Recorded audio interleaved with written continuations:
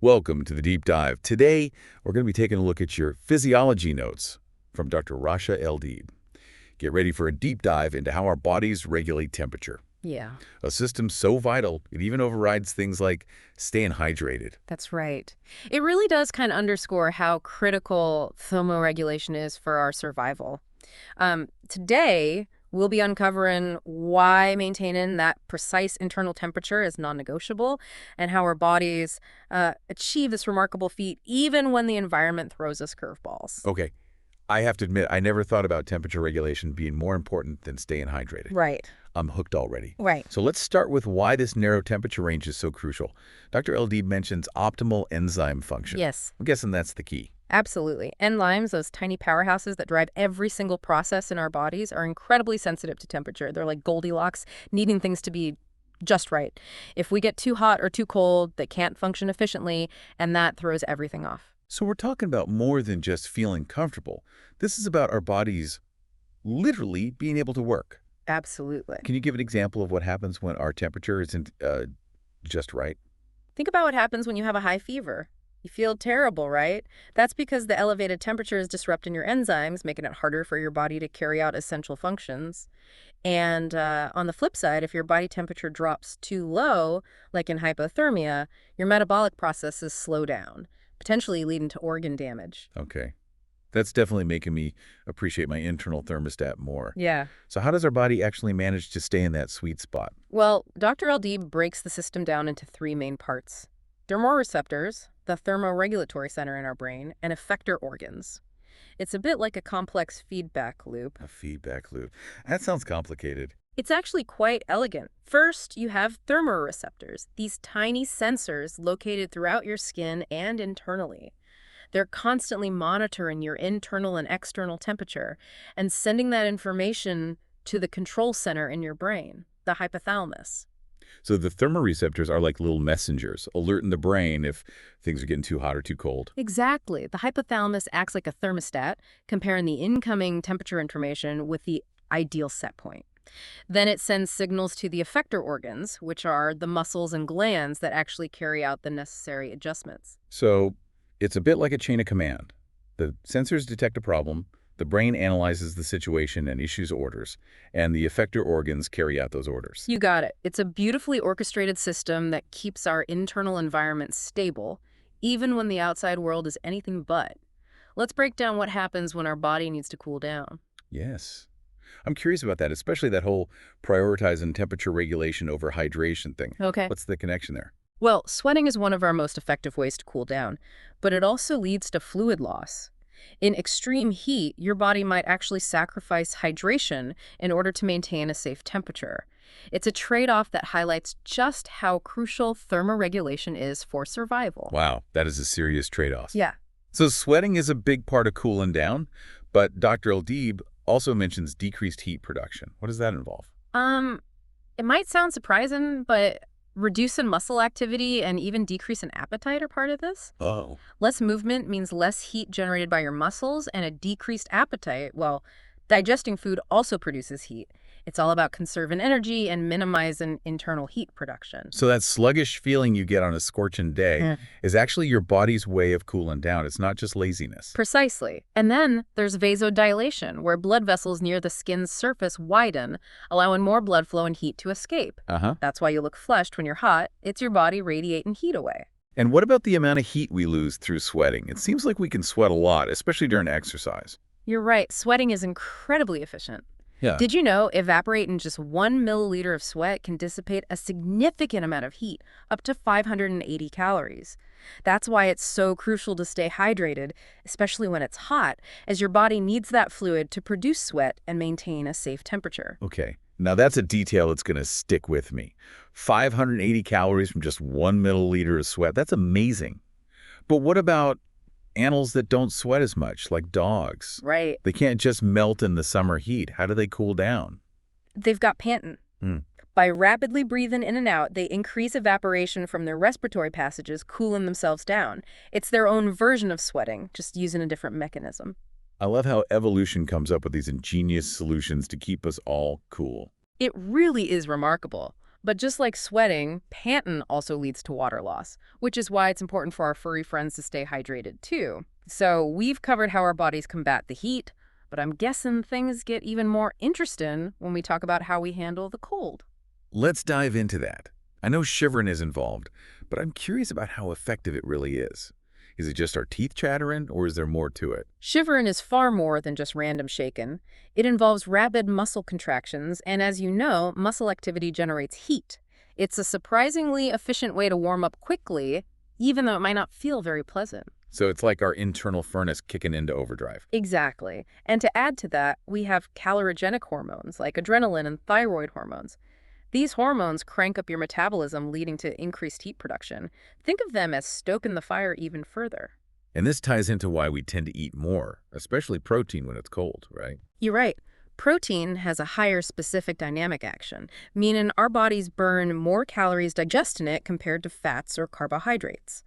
So that craving for a hearty stew on a cold day isn't just for comfort, it's your body ensuring it has enough energy to stay warm. Okay, that makes sense. But what about preventing heat loss? I mean, shivering and boosting metabolism can only go so far, right? Absolutely. That's where vasoconstriction comes in. Remember how vasodilation widened blood vessels to release heat? Well, vasoconstriction does the opposite. Blood vessels near the skin surface constrict, minimizing heat loss. That's why our skin gets pale when we're cold. It's all about keeping that precious heat contained. And what about curling up in a ball when we're cold? Does that actually help? Absolutely. By reducing the surface area exposed to the cold, you minimize heat loss. It's a simple but effective way to stay warm. But sometimes, even with these mechanisms, things can go a bit haywire. Our internal thermostat can get a little confused. You're talking about fever, right? When our bodies seemingly decide 98.6 degrees just isn't warm enough. You got it. Fever is essentially a case of the thermostat going awry. It usually starts with toxins, often from bacteria, triggering our immune cells to release a substance called interleukin-1. So our immune system is basically sending out a distress signal. That's one way to look at it. This interleukin-1 acts on the hypothalamus, causing it to release prostaglandins. And prostaglandins are the real culprits here. They trick the hypothalamus into thinking the body is too cold, even when it isn't. So it's like someone secretly cranked up our internal thermostat, and that's what causes the chills and discomfort. Exactly. All those mechanisms we talked about, the shivering, the vasoconstriction, kick in even though we don't need to conserve heat. And that brings us to the more extreme scenarios, hyperthermia and hypothermia. What are your initial thoughts on those? Well, I know both are serious conditions. I've always associated heat stroke or hyperthermia with being more dangerous than hypothermia. Is that accurate? You're right to be concerned about heat stroke. When our cooling mechanisms can't keep up and our internal temperature skyrockets, things get very dangerous. Dehydration, salt loss from excessive sweating, and even damage to the thermoregulatory center itself are all possible consequences. And I've heard that high temperatures can actually damage the brain. Is that true? Unfortunately, yes. When core temperature rises above 105 degrees Fahrenheit, things become very serious. Brain damage can occur, and if it reaches 109 degrees, it can be fatal. Wow, that's scary. It definitely puts things into perspective. What about hypothermia? Is it as dangerous as hyperthermia? Interestingly, hypothermia is generally less immediately life-threatening than hyperthermia, at least to a point. Humans are surprisingly resilient to cold, and we can tolerate body temperatures as low as 70 degrees Fahrenheit without permanent damage. In fact, hypothermia is sometimes intentionally induced during surgeries to slow down metabolic processes and reduce bleeding. Wow, I had no idea. It's incredible how our bodies can handle such extremes, both intentionally and unintentionally. But before we move on, I'm curious about the role of medications in all this. Can they affect our internal thermostat? Absolutely. Many common drugs have surprising effects on body temperature. For example, aspirin is well known for reducing fever. It does this by inhibiting the production of those prostaglandins we talked about earlier, essentially resetting the thermostat to its normal level. So it targets that specific part of the fever pathway. Fascinating. Are there any medications that actually increase body temperature? Yes, there are. Atropine, for example, is an anticholinergic drug that blocks the action of acetylcholine, a neurotransmitter involved in sweat production. By inhibiting sweating, atropine can actually cause body temperature to rise. So it's thrown a wrench into our cooling system.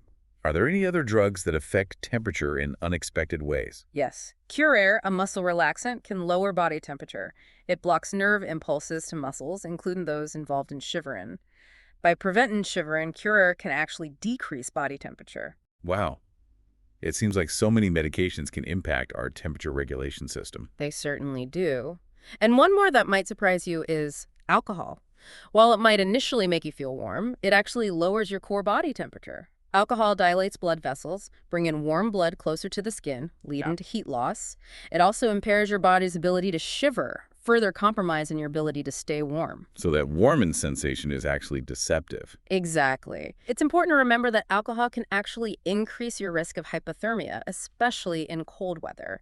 It's one of those counterintuitive effects that people don't always realize. That is definitely counterintuitive. Very good to know. It is, and it's just one example of the complex interactions between our bodies and the substances we ingest. Well, this has been an incredible journey so far. We've covered so much ground, from the intricacies of our internal thermostat to the unexpected ways medications can influence our body temperature. It's amazing how much is going on behind the scenes to keep us functioning properly. It really is. And we've only just begun to scratch the surface. There's a lot more to explore. Before we get to that, are there any key takeaways you'd like to highlight from this first part of our deep dive? Absolutely. I think the most important thing to remember is that thermoregulation is far more than just feeling comfortable. It's a vital process that impacts every aspect of our health and well-being. That's a great point. And it makes me wonder, what else is our body prioritizing behind the scenes that we're not even aware of?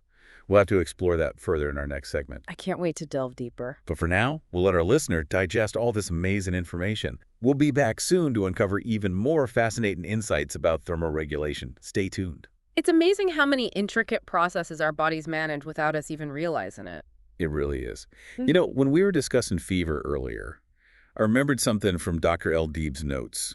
She calls it a case of the thermostat gone wrong. But she also mentions a theory that fever might actually serve a purpose in fighting infection. Can you elaborate on that? That's a great point. It's a topic that has sparked a lot of debate.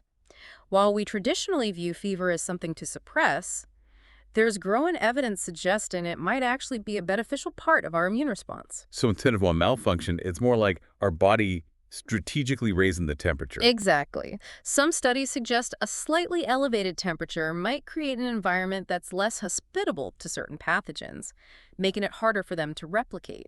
Additionally, fever might enhance the activity of our immune cells, making them more effective at fighting off infection. So it's like giving our immune system a little boost. Does that mean we shouldn't always reach for fever-reducing medications? It's not quite that simple. While a mild fever can be beneficial, a high or persistent fever can be dangerous. It's always best to consult with a medical professional, especially if you're concerned about a fever. They can help determine the best course of action. That makes sense. It's a good reminder that while our bodies are incredibly capable, sometimes they need a little help.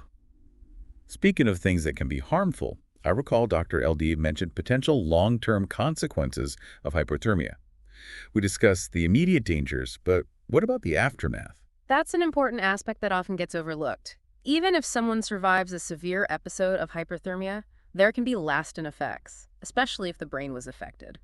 Cognitive impairments, memory problems, and difficulty concentrating are all potential consequences. So even if someone recovers, there's a possibility of long-term challenges. Unfortunately, yes. It highlights the importance of preventing hyperthermia in the first place, particularly for those who are more vulnerable, like young children, older adults, and people with underlying health conditions. That's a crucial point. Hmm. We often think about the immediate danger, but the potential long-term impact is something to be aware of. It makes me wonder if there are any genetic factors that influence our ability to regulate temperature.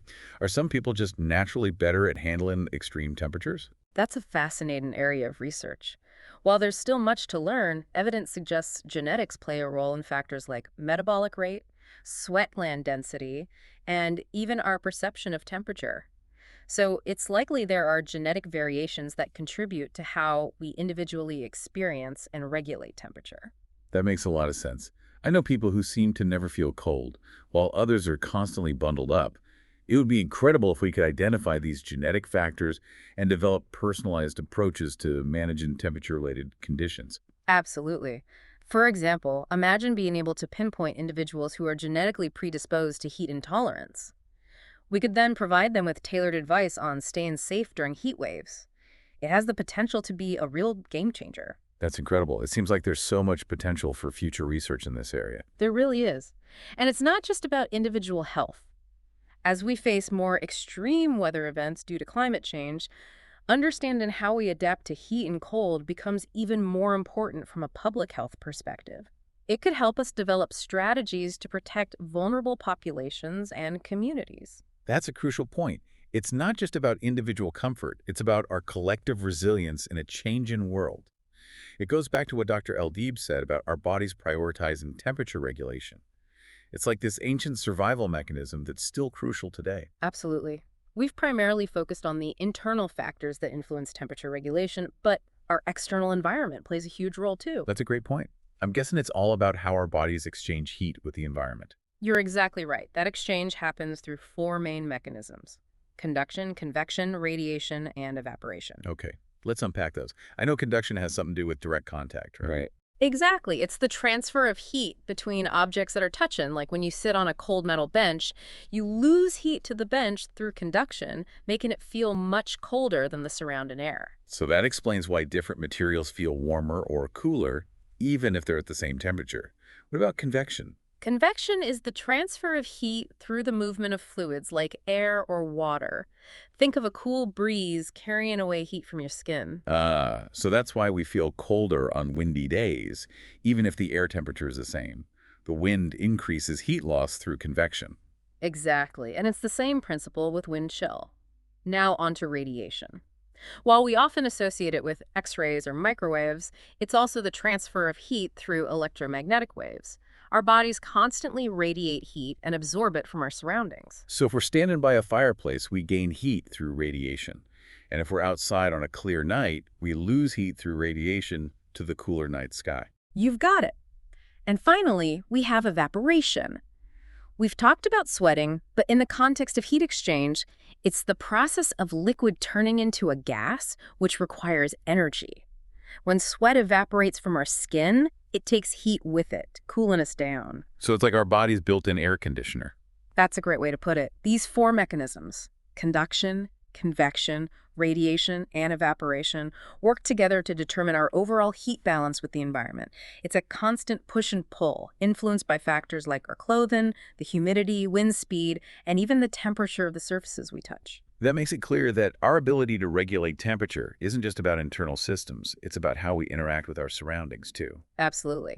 Thinking back to hypothermia, Dr. Eldeeb mentioned its use in surgery. It's incredible how something potentially dangerous can be a valuable medical tool. Can you explain how that works? It is fascinating. I'm intrigued to hear more about that. Well, as we discussed, lower in body temperature slows down metabolic processes. This can be extremely beneficial in certain surgeries. By inducing hypothermia, surgeons reduce the body's demand for oxygen, minimizing the risk of tissue damage during procedures that involve temporarily stopping blood flow, like heart or brain surgery. So it's like putting the body in a state of suspended animation, giving surgeons more time to work. You could say that. It's become a valuable tool in modern medicine, helping improve outcomes for a wide range of surgical procedures. But controlled hypothermia is just one example of how we can manipulate temperature for therapeutic benefit. There's also a growing body of research looking into the effects of both heat and cold therapy. Oh, yes. I've heard of things like ice baths for athletes and heat therapy for muscle soreness. Are those backed by science? They are. Cold therapy can help reduce inflammation and pain, while heat therapy can improve blood flow and relax muscles. Researchers are even exploring their use for conditions like chronic pain, arthritis, skin disorders, and even cancer treatment. Wow, that's incredible. It seems like we're just beginning to understand the potential of temperature in health and well-being. We definitely are. It's a reminder that something as fundamental as temperature can have such a profound impact on our bodies. It really underscores how interconnected everything is when it comes to our health.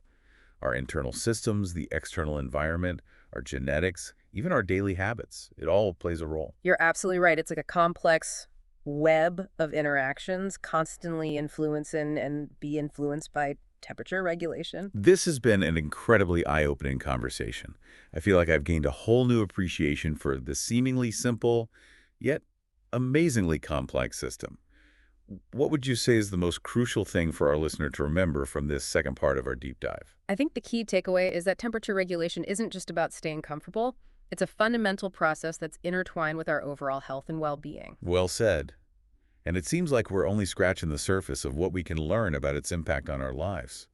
Ready to dive into some final thoughts and explorations? Absolutely. Let's see what other fascinating insights we can uncover. It really is amazing how much we're learning about temperature and its effects on our bodies. It's a field that's constantly evolving, new discoveries all the time.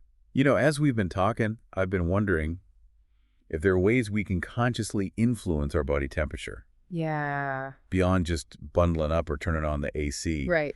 Is there a way to hack our internal thermostat, so to speak? That's a great question, and it's something researchers are exploring. There's some evidence that mindfulness techniques like meditation or deep breathing can actually help regulate body temperature. So just by calming our minds, we can actually influence our internal temperature. It seems that way. By reducing stress and calming the nervous system, we can influence those automatic processes that control things like blood flow and sweat production. That's fascinating. It's like we have more control over our internal environment than we realize. What about things like diet? Does that play a role in our ability to hack our thermostat? Definitely. Certain foods can have a thermogenic effect, meaning they increase metabolic rate and generate heat. Like spicy food. I always feel warmer after eating something spicy. Exactly. Spicy foods contain compounds that can temporarily boost metabolism. And even something as simple as drinking a cold glass of water can have a slight cooling effect as your body expends energy to warm the water up to your internal temperature. So we can make conscious choices about what we eat and drink to influence our body temperature. Absolutely. And those choices tie into broader lifestyle factors that impact thermoregulation. Things like exercise, sleep, and even our clothing choices can all play a role. I hadn't thought about clothing in that context, but it makes sense. Different fabrics and layers can definitely affect how we retain or lose heat. Right. And when you consider those factors, along with individual variations in metabolism and genetics, it becomes clear that there's no one-size-fits-all approach to temperature regulation. What works for one person might not work for another. That makes sense. It seems like paying attention to our bodies and how they respond to different temperatures and situations is key. It really is. The more we understand about our own individual thermoregulation, the better equipped we are to make choices that support our health and well-being. This deep dive has been such an incredible journey. We've covered so much ground, from the basic mechanisms of thermoregulation to the surprising ways it connects to our environment, our lifestyle choices, and even our mental state. It's truly remarkable how much is going on beneath the surface to keep us functioning optimally. It really is. And it highlights the incredible adaptability and resilience of the human body. We've learned so much from Dr. Eldeeb's notes, but I'm sure there's still so much more to explore. Is there a final thought you'd like to leave our listener with? If you're intrigued by what we've discussed today, I encourage you to explore the world of chronobiology. It's the study of biological rhythms, including the natural fluctuations in our body temperature throughout the day and night.